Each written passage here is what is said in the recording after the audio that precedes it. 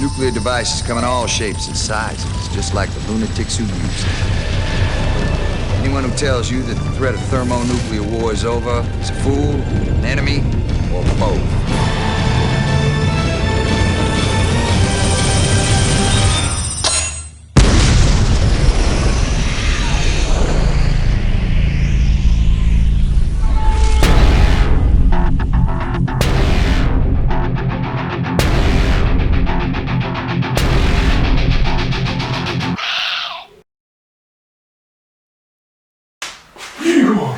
There is no CD. What do you mean digital? You mean like pirate the game?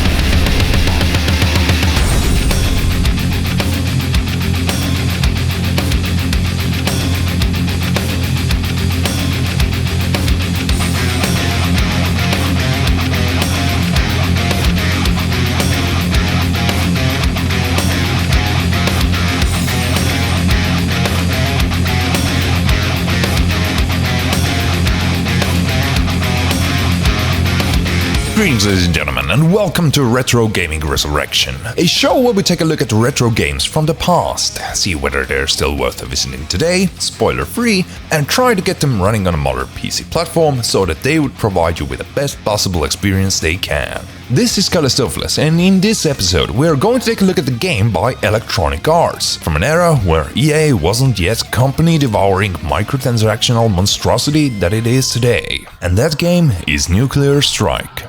Seems like no one managed to guess the game, so be prepared for another one at the end of this video. But as for now, let's get started.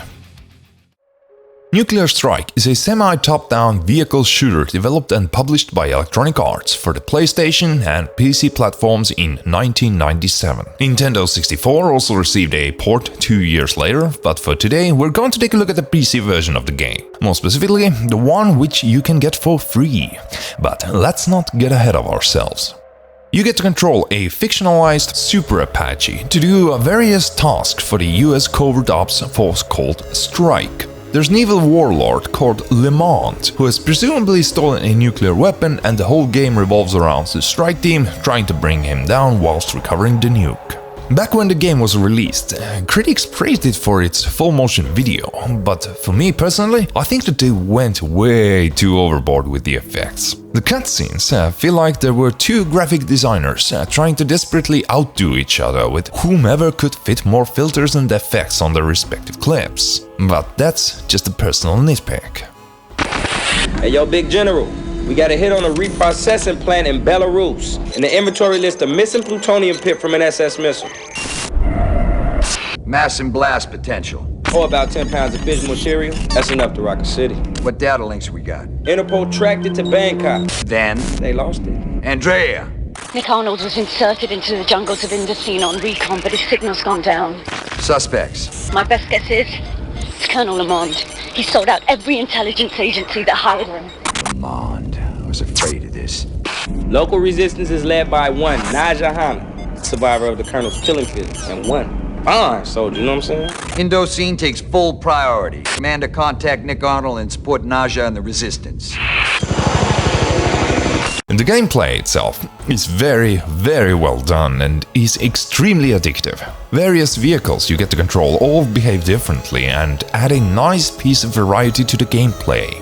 The thing which I initially missed out on, but then retrospectively realized, was that the map screen was absolutely vital source of information for you in order to succeed in the rather long missions that you get assigned to. The thing is that the video cutscenes and in-game briefings are so vague with your actual objectives that without checking the map screen, you will often find yourself simply flying towards the next objective marker without actually knowing what is expected of you. And this could, and in many cases will, lead you to flying straight into enemy fortresses and leave you just wondering how on earth should these missions be accomplished. To help with that, you are expected to check the additional intel regarding mission objectives on the map screen. And I must say that the way that they have made nearly every piece of information available to you via FMVs is pretty cool. You can get video data on various subjects ranging from your home base to deadly missile silos, and if not everything proves useful, it is at least entertaining. Although the gameplay itself feels good, and the graphics look good, and the whole game feels addictive. One major gripe that I have with this game is its save game mechanics. The way this works is that you get to save your progress between different maps when presented with the main menu. Maps themselves have multiple missions for you to complete in a sequential order, and they must be done in a single go.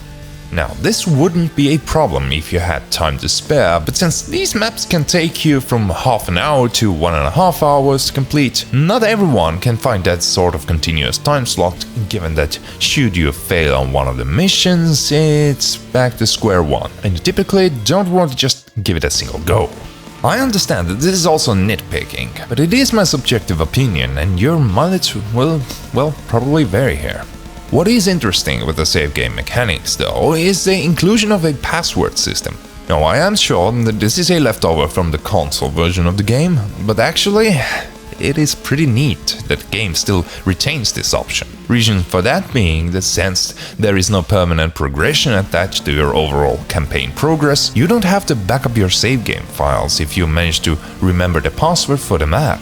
This is probably not that useful for many gamers out there right now, but at least the option is there should you need it. Getting Nuclear Strike to run on a modern PC is, well, not that difficult at all, thanks to DG's legendary DG Voodoo 2 application, which can be used both in Windows and Linux through Wine. Though it is worth mentioning that patching the game itself to its latest 1.3 version release is essential, as without that, DG Voodoo's magic refuses to work and I wasn't able to get the game running in a pleasant manner. On a Windows 11 setup, you would have to mount the installation CD image via something like Daemon Tools or Virtual Clone Drive and proceed to installing the game as normally as you would back in the day. Running the installer from the original CD works just fine, but I prefer to have all my CDs backed up in an ISO format for whenever I need to use them. But that's all up to you. Post-installation, it is important that you would patch the game itself to its latest official release version of 1.3, as otherwise, where you could get the game running, for whatever reason, I could not get it to play nice with DigiVoodoo 2, and it would simply refuse to start prior to patching up the game files. After that, you would want to go ahead and download and apply DigiVoodoo 2 to your game. I love that this project is still actively being developed, and I shall leave the link to the GitHub releases page down in the comments below for quick access. As this game supports 3D effects, then we are going to use the glide files, which you would get with the release of DigiVoodoo 2, and simply copy them over to a game's root directory, where the new pc.exe executable can be found. You should also copy over the main DigiVoodoo control panel executable to the game's directory for quick access. And well, next, we're going to set it up.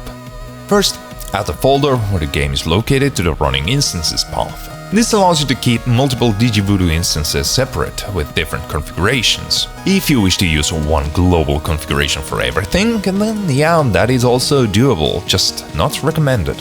Things you would want to change here for Nuclear Strike specifically would be the scaling mode, which I would recommend setting as stretched 4:3 as the game runs in 4:3 aspect ratio. And this is not necessary, but I like to enforce everything manually when it comes to resolutions. Next, under the Glide Settings tab, we're going to keep Voodoo 2 as a selected 3D effects card and increase its onboard RAM to 12 MB. Set the resolution to whatever highest 4:3 resolution you have and apply anti-aliasing as you wish. The strange 2880 by 2160 resolution you see here is a custom one I have set up by simply chopping off the sides of your regular 4K 16:9 resolution. If you happen to have a 4K screen yourself and would like to do the same, then you can easily set it up via NVIDIA control panel or AMD Adrenalin software suite, whichever brand of GPU you have. Now, feel free to experiment with different options found in the DigiVoodoo 2 application, but here are the settings which worked well for me and, well, hopefully can provide you with a reasonable starting point for further experimentation. When it comes to Linux and getting Nuclear Strike to run on the platform, we are going to need a fresh 32-bit Wine prefix to begin with, and for the convenience sake, I am going to use Lutris once more to manage the prefix. Do note that Lutris does have Nuclear Strike within its database, and there is even an installer written for it. However, it is for the PlayStation version of the game running through Leap Retro, so that is not exactly what we are going to want to use here.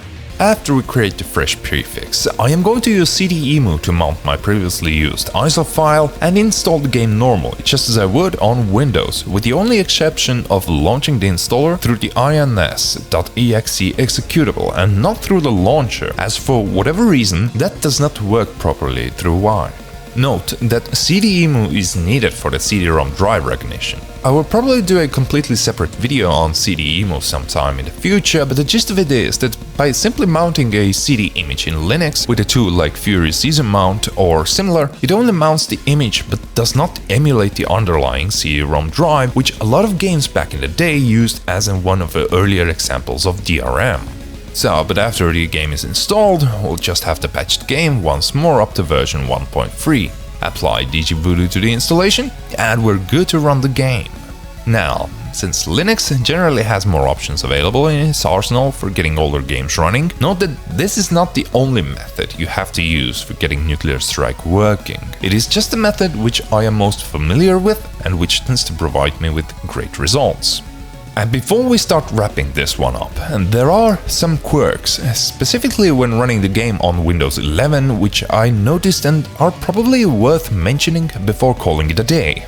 When we initially set up DigiVoodoo using Glide the way I mentioned, you might get a black screen when starting up the game and, well, nothing else, a crash. When this happens, simply Alt-Tab out of the game, open up Task Manager, kill the game process and try again. I have noticed that this crash pretty much always happens with the version 1.0, but with the latest version 1.3, it only tends to happen the first time you install, patch and apply DigiVoodoo to the game. Subsequent launches seem to work just flawlessly. And another quirk that I noticed was that if you plan on recording the gameplay using NVIDIA's Shadowplay or probably AMD's Relive as well, be sure to leave the in-game resolution setting to 640 by 480, as the game internally switches resolutions when loading up a game scenario. This trips up NVIDIA's Shadowplay, and whilst you might think that you are recording, but in all reality, you are not. As the main menu runs in the aforementioned 640 by 480 resolution internally, then when we set the in-game resolution to be the same, there will not be a need for the internal switch to happen, and Shadowplay can just keep recording as expected. I would think that AMD inhibits similar issues with a Relive, so this is just something to be aware of if you plan on using those pieces of software for capturing your gameplay. And now, we can talk about the availability of Nuclear Strike. Well, the good news is that all news is good for the time being, and you can get it for free from myabandonware.com if you wish to get a simple digital image of the game, or you can look up a physical copy on eBay, which tends to go around 10 euros for those loose CD-ROM cases, or around 35 euros for a fully boxed copy. In any case, if you have an itch for giving the Strike series of games another go, you can't really go wrong with this one. Next time, we shall be taking a look at another game from 1997, which tends to start being a trend here now. And that game was open sourced and released as freeware for everyone to enjoy for its 20th anniversary in 2017. The game features yellow egg-like characters who like building houses, throwing tomatoes, curing friends, picking flowers, and much more. This is a strategy game. If you have any idea what this crazy game could be, leave your guess down in the comments below. But until then, feel free to subscribe if you haven't already, and I wish you have a lovely rest of your day, whenever, wherever you are. Bye bye.